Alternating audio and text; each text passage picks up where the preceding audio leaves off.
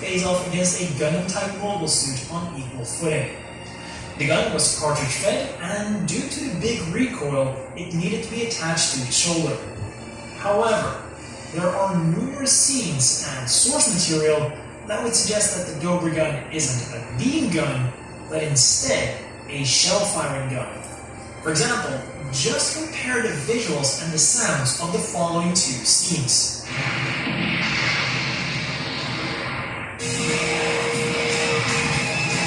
This has led to the theory that there were two types of Dobra gun, a beam version and a conventional version, and that the pilot could then simply choose which one he would use before heading off to battle, or that the original conventional Dobra gun was upgraded to a beam Dobra gun at some point. And talking about beam weapons, the Tallgeese's standard weaponry was rounded off by two beam sabers that were stored on its shield. And while this shield did come with a carrying handle, it was designed to be attached to the unit's left shoulder armor. And in addition to this, the Tallgeese could use a variety of other weapons. At one point, it was outfitted with a bunch of extra missile launchers. The intro shows us that it is fully compatible with the vast arsenal of Leo's weapons, and the Endless Worlds version of the Tallgeese, which is like an alternate universe version of the standard Tallgeese, but a few extra signature weapons. These are the Heat Halberd, a mobile suit-sized halberd that can also be disassembled for easy transportation, and the Tempest Heat Lance, a dedicated anti-Gundam weapon that not only has superb armor-penetrating capabilities, but is also capable of emitting an energy field that can block enemy beam attacks. And if all of these weapons prove to be insufficient, the Tallgeese was also equipped with a last-ditch self-destruct system. In terms of defense then, the Tallgeese was equally well equipped thanks to its strong titanium armor, although some sources claim that it had an even stronger Gundamium armor. And despite all of this heavy weaponry and armor, the Tallgeese was still an extremely agile mobile suit capable of engaging an enemy in one-on-one combat. But we still haven't touched upon the Tallgeese's final defining feature: the powerful super verniers that are mounted on the back of its shoulders. These can reportedly reach over 50 Gs and pack enough punch to severely injure and even kill its pilot. Which then leads us to the biggest problem of the Tallgeese. The pilot was a human. No regular pilot could even hope to pilot this monstrous mobile suit to its full effect, and it was also far too expensive for mass production. The end goal for Oz with this little project of theirs. While the mobile suit wasn't the optimal shape for a weapon, it was ideal for Oz as a symbol of power. A way to show off their might to the people, almost as if they were some kind of knight of old. And so, mobile suit development continued, but with the focus now being on simplifying the design of the Tallgeese, something that eventually led to the Leo, a more compact version that was also less powerful, cheaper to produce, and also much easier to handle. The machine would prove to be an immense success, and before long, it was approved for mass production, becoming a symbol of power for the Earth-Sphere Alliance, and simultaneously, a symbol for their oppression of the colonies. As the Leo was mass-produced, though, the Tallgeese was slowly forgotten about and put into storage at the Corsica base, never to be seen again. After Colony 195, growing tired of the Alliance's oppression, the colonies finally decided to launch a counterattack. Nicknamed Operation Meteor, the plan was to drop 5 highly advanced mobile suits onto Earth to attack select Oz facilities. And these 5 so-called Gundams were each designed by one of the lead scientists of the Tallgeese. After witnessing the oppression of the colonies by the Alliance, all 5 of them decided to desert after completing the Tallgeese, and as an act of defiance, they set out to create an even more powerful machine, the Wing Gundam Zero. However, after the blueprints had been completed, they realized what kind of monster they had created.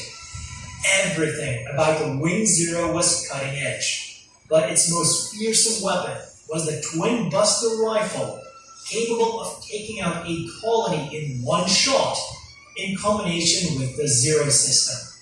This was essentially a supercomputer capable of quickly processing battlefield information, calculating the best course of action, and feeding it back to the pilot in real time.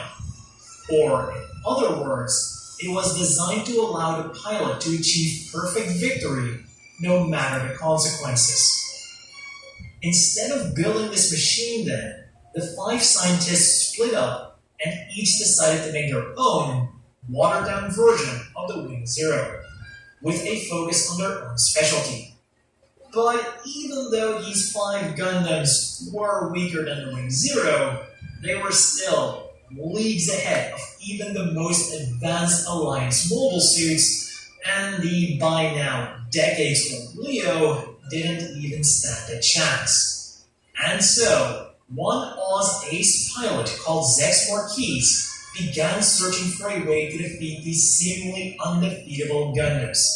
A search that would quickly lead him to the Tallgeese, the only mobile suit in the entire Alliance's arsenal that could fight against the Gundams on equal foot, despite it also being a decades-old machine. And this then is where we get a small discrepancy between the mainline Gundam anime and some of the later adaptations. In the anime, the Tallgeese itself would continue to fight as is, with the only upgrade being that it got tuned up for space, after which it got strapped to a booster to shoot it up there. After this, it would continue to fight until Zex was unfortunately forced to self-destruct it. However, in the Glory of Losers manga, the Tallgeese would later on be upgraded into the Tallgeese Flugel, a unit with a more impressive head crest, but most important of all, a completely different backpack. The Super Verniers and their focus on raw power were now replaced by 4 angelic wing binders that focused more on maneuverability and also granted the Tallgeese extra defensive capabilities. Because not only did these wings house thrusters all over the place, but the 2 main ones could also be used as a shield. And thanks to their joints, they could cover almost the entire Tallgeese. Unfortunately, the Tallgeese Flugel would not be around for a long time. Despite Zex's best efforts, it would be damaged beyond repair, with the only salvageable parts being the wings and a few other parts. This would be the end of the original Tallgeese, but its legacy would live on. Parts of it, including the wings, would be used to repair and upgrade the Proto Zero, which was then renamed to the Wing Zero. And after this, the timelines for the Tallgeese's development continued. Dull skin occurs even indoors. Nivea Extra Bright Body Lotion with 40 times vitamin C and peptides to strengthen skin barrier with UV protection. Get brighter skin in just 7 days. Skin is for radiance. Nivea is for skin. Good morning. Tiga. Stop. Ready? And again, even though the original Tallgeese was destroyed, Trey Squishionada wanted a new Tallgeese to be built to serve as his personal frontline mobile suit. And for this purpose, 2 plans were made. The first was almost a direct copy, and the second one would use the same basic frame, but with more powerful weapons. Unfortunately for Trey's, time was of the essence, and only the first plan could be completed in time for him to use. This Tallgeese 2 was built with spare parts of the original Tallgeese, and, like I just said, had only minor changes. The head crest was made more elaborate, the face became more Gundam-like, the color scheme was changed a bit, and it now also used some Gundamian alloy for some of its armor. But other than a small defense increase, the performance of the Tallgeese 2 was identical to that of the original. That is, as long as we're sticking to the anime version, because the Tallgeese 2 also got some extra equipment in the Glory of Losers manga. Anticipating that the final battle would most likely turn into a long drawn-out one, Trace had the unit outfitted with a heat sword that used less energy than beam weapons. And similarly to the Tallgeese's heat lands, it could emit energy, and now it could also be fired off as a wave. But while Trace was out fighting, development continued on the second plan, and right before the end of the war, the machine that we all know as the Tallgeese 3 was completed. And its most powerful weapon was the Mega Cannon, which was based on the V8's beam cannon. In its normal mode, it was already more powerful than the Dober guns used by the previous Tallgeeses, as well as having an excellent rate of fire, but it was its maximum output mode that really put it over the top. In this mode, the barrel extends, allowing for a beam with an output that rivals that of the Wing Zero's twin Buster rifle. And the other main addition was the shield. It housed 2 beam sabers with an improved output and a retractable heat rod that was based on the one used by the Epion. And the final external difference then was a completely new head that came complete with Vulcan guns. But inside of the cockpit was another important difference, because incorporated into it was the prototype version of the Epion's cockpit system, which was essentially the Zero system that I talked about earlier. Meaning that the Tallgeese 3 had all of the tools at its disposal to become one of the most powerful mobile suits around. However, because of reasons, it could unfortunately not be used by Trace Kushimada himself, and would instead be confiscated at the end of the war by the Preventers. And this is how it eventually ended up in the hands of Preventer Wing. And that was the story of the Tallgeese, the machine that was there when mobile suits began, and the machine that was there when mobile suits ended. Because after the events of Endless Walls, where the Tallgeese 3 fought bravely, the weapons known as mobile suits were never seen again. They were never seen again. The Tallgeese Heaven was the final variant of the Tallgeese that appeared in Gundam Wing Frozen Teardrop, and is set several decades into the future. And just like the original Tallgeese, this unit was mainly piloted by Zex Marquise, although at this point he was known as Cyrene Wing. The main equipment of this machine was the Nano Defensor, a system commissioned by Trace Kushimada, and developed to fight against self-controlled weapons, including mobile dolls. So it seems like it's a development of the anti-mobile doll system that was used by Aquarius, the sister unit of Yepion. Also, one more Tallgeese is known to have existed. This unit was created by Master O after the 5 scientists had already split up and had a few differences with the original. It was painted in dark blue and had a Leo head, but performance-wise, it was largely the same. This Tallgeese Z-Long was meant to be given to Wu Fei, but instead would be used by his wife to defend their colony. Unfortunately, at the cost of her own life. And this is where this video truly ends. So let me know down below which one is your favorite version of the Tallgeese and why. For me, I've always had a soft spot for the original version with the original anime color scheme. And if you enjoyed this video, be sure to give it a like and subscribe for more similar content. As always, a big thank you to Patreon supporters. I hope everyone watching has a great day, and I'll see you all next time.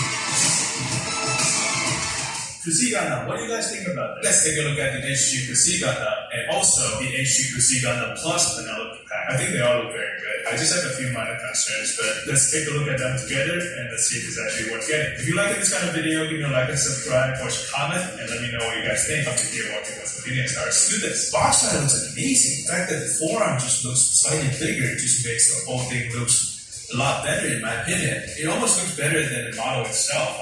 I think the proportion can still be tweaked in the future, but it's not a huge deal. You can see how much better Kusi Gundam can look, right? They might tweak that later in the future release of the Kusi Gundam, which will probably happen. I mean, of course, I know a lot of people have mentioned that it probably depends on how well the movie does, and hopefully it does well. Otherwise it's gonna be like G-Self, like you don't then see any 1/100 scale. It's pretty unfortunate. I think the design is so special. Going back to Kusi Gundam, I think it looks great.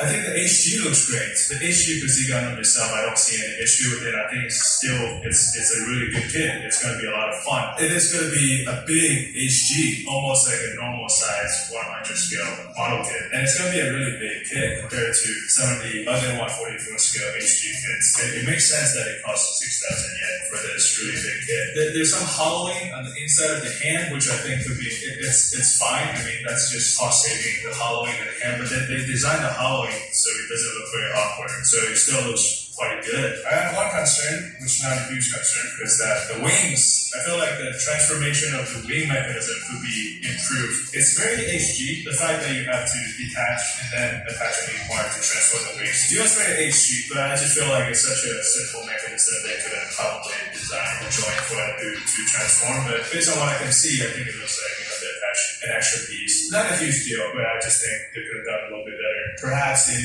future iterations, whether it's 100 scale, if the movie does well, hopefully it does, in the master grade version, I bet they will solve that issue. But yeah, I mean, so far, I think it looks really, really good. It's going to be released on April 22nd for 6,000 yen. I think that's a fair price. They will also release a double pack of Kusi Gundam with Penelope Gundam, which we've talked about before. It's going to be 15,800 yen. In this double pack with Kusi and Penelope Gundam, you will get funnel effect parts. As far as we know, that's the only way you can get the funnel effect parts. But the people who already bought Penelope Gundam last year, it kind of sucks, right? Because the only way for you to get the funnel effect parts is to get this double pack then. Unless you want to Penelope Gundam, which then it would be okay. But yeah, I mean, if you really want the funnel effect parts, you have to get this kit. You have to get this big box, which costs 15,800 yen. It doesn't look very different. I would assume that the color of the Penelope Gundam might have been changed a little bit, slightly, but overall,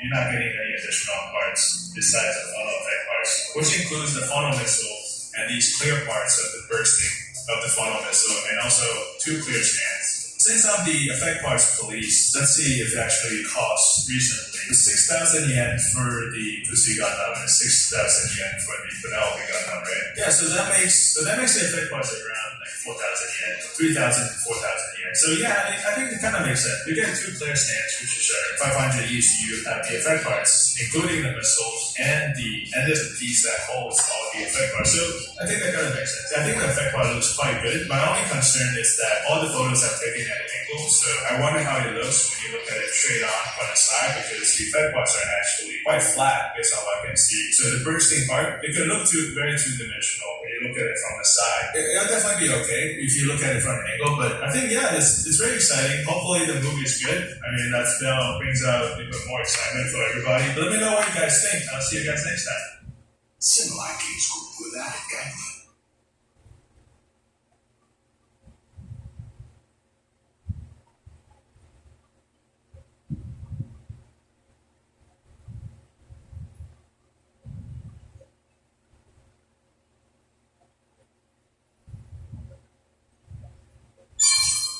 トーナメント攻撃開始。敵を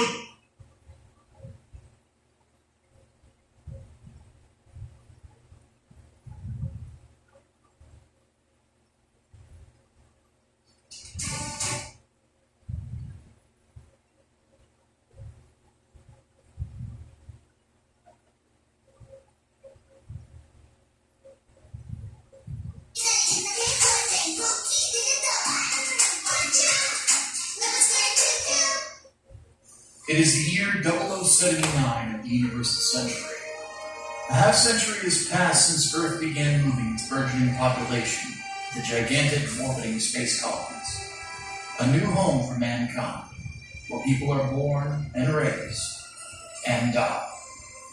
9 months ago, the cluster of colonies furthest from the Earth, called Side 3, proclaimed itself the Principality of Xeon and launched a war of independence against the Earth Federation. Initial fighting lasted over 1 month and saw both sides lose half their respective populations. People were horrified by the indescribable atrocities that had been committed in the name of independence. 8 months had passed since the rebellion began. They were at a stalemate. The 1 Year War is the single most important story in the entirety of the Gundam franchise. Today, we begin going through the entire thing. We want to explain exactly how this whole thing began and how it ended. Now, before I get into the beginning, one thing that I need to mention is that I am not going to include any of the retcons from Gundam Unicorn in this video, because I prefer to discuss those changes and my issues with them whenever I get around to reviewing that OVA series. As we begin our explanation of the 1 Year War and its various complications, we will primarily be focusing on the major political players of the conflict, though I will be making a point to show when certain events from the side stories take place. So, at one point or another, I'll reference events from MS Igloo, the 08 MS Team, Rise from the Ashes, Blue Destiny, and more. This is going to possibly be a 4-part video series as well, so buckle in. We're going to begin with the events that lead up to the war, and then we'll break down the war into 3 sections: the journey to Jabro, soldiers of Sorrow, and finally, encounters in space. So, let's begin, shall we? On the road. Let's do it.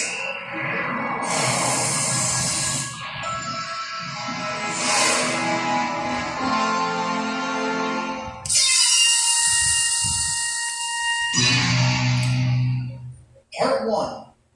Prelude to War. The catalyst of the 1 Year War and the events within it start with one man, Zeon Zun Daikun. He was born in the year 0009 at the Universal Century, and had a wife and 2 children.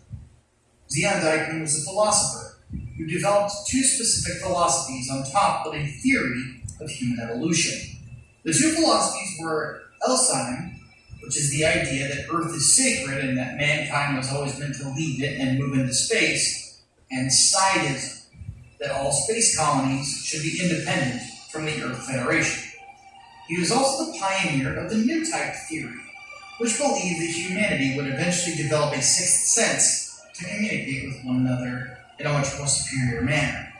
Given how colony citizens were often treated like second-class citizens by the Earth Federation, these philosophies resonated with people within the colonies.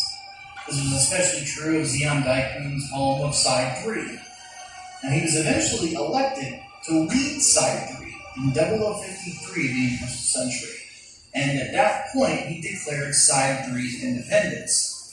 The new nation was established as the Republic of Xeon. As you can imagine, the Earth Federation wasn't too pleased with this, responding with what was called the Bardo policy, which halted all resources to the colony from the Earth. Then, Zeon Daikun responded by creating a colonial guard, just in case the Federation decided to attack. So, within a short order, not only did Zeon Daikun declare independence for Side 3, he also began to militarize it as well, though his logic for that particular maneuver is understandable. Now, we've already established one of the major families in Xeon with the Daikun family, with Zeon Daikun, his wife, and his 2 children. Now, there's a couple others of note in regards to the story of Mobile Suit Gundam.